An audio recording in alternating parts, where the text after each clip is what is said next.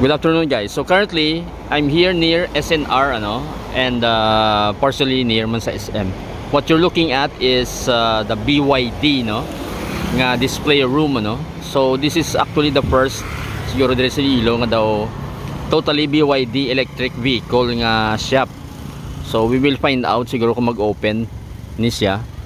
So do display room ni siya, do shop ni siya.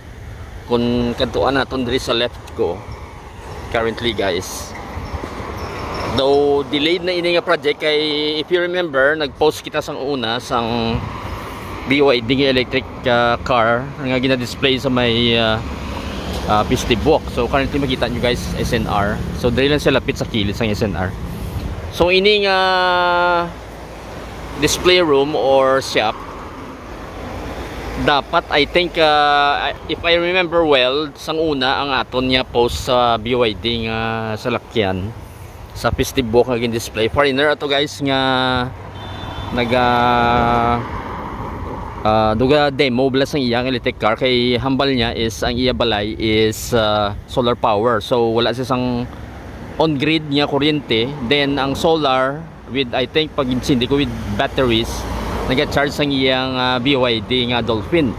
So amo to siya nga daw zero or off grid siya totally, kaya ang iyang salakyan electric vehicle na, electric car, plus ang iyang source of electricity para mag-charge is also solar powered.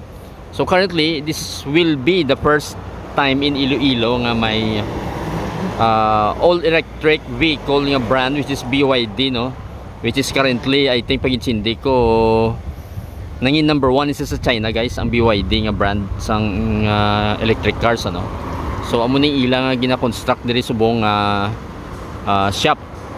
So it's all metal I-beams, nga structure.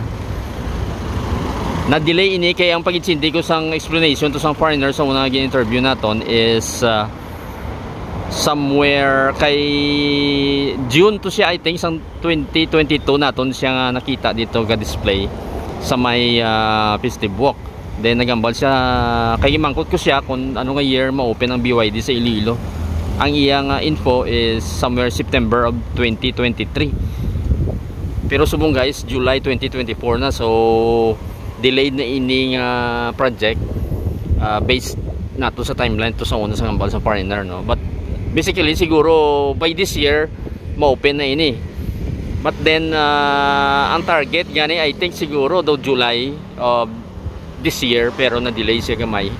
So siguro mga 1 month, 2 months or 3 months be the most siguro ma-open na ini ang BYD nga shop diri sa Iloilo.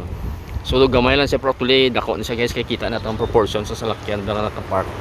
So kita nyo gamay siya, kung pasulod mo dito sa the warehouse nga ni or sa shop nga ni, so dako na siya. So mula na, guys, kay quick lang niya aton niya update. And also ang aton info is isa lang kuno ka charging station or base duwa, titanaw natin kung mahuman ni siya. Kaya ang problema natin is ang infra ng charging stations.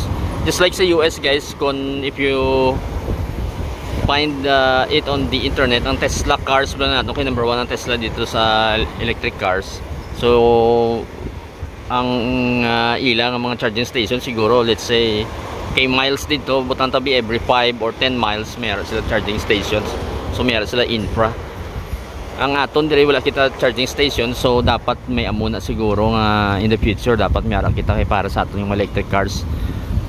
Maluwas sina sa aton yung man any nga mga electric nga mga vehicles, pwede man electric nga motorcycles or e-bikes, pwede man ina. Kay anything nga electric kinahanglan charging stations. Kay para hindi kita maubusan sa battery bla samtang gabiyahe kita. Which is amuna ang gin-solve sang Tesla cars, sa US, kay may infra na sila sa sa ilang charging stations. Kaya gini, guys, ang ilang charging stations is quick charge, so fast chargers ini, superchargers ang ilang ginatawag. So wadasig, so siguro 2 to 3 hours mo full charge mo na yung mga salakyan.